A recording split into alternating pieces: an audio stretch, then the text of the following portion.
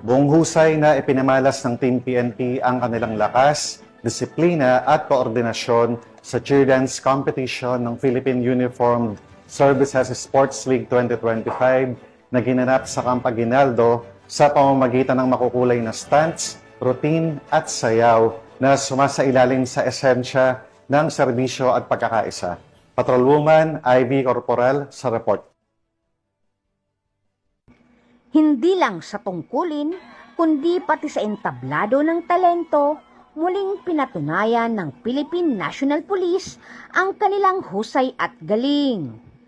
Ganito umarangkada ang PNP sa cheer dance competition ng Philippine Uniformed Service Sport League 2025 na ginanap nitong September 16 taong kasalukuyan sa Camp General Emilio Aguinaldo, Quezon City, kung saan naiuwi nila ang karangalan ng first runner-up. Tampok sa kompetisyon ang matitinding performance mula sa iba't ibang uniform agency kabilang ang Bureau of Customs, Bureau of Correction, Philippine Navy, Philippine Air Force, Philippine Army, Bureau of Jail Management and Penology at Philippine National Police.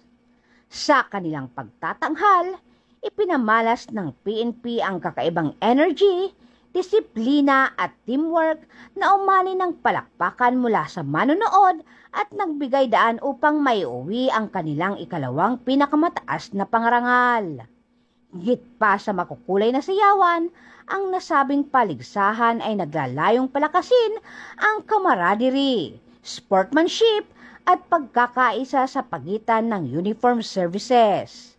Para sa PNP, ang pagkilalang ito ay patunay na hindi lamang sila naglilingkod para sa kapayapaan, kundi may angking talento rin na ipagmamalaki sa ralangan ng sining at palakasan. Sa huli, ang kanilang tagumpay ay nagsilbing inspirasyon na ang PNP laging handa sa serbisyo, talento at galing. Mula dito sa Camp Bagong Diwa, Bikutan, Taguig City, ako po ang inyong PNN correspondent, Patrolwoman Ivy Corporal, alagad ng batas, tagataguyod ng Balitang Pulis.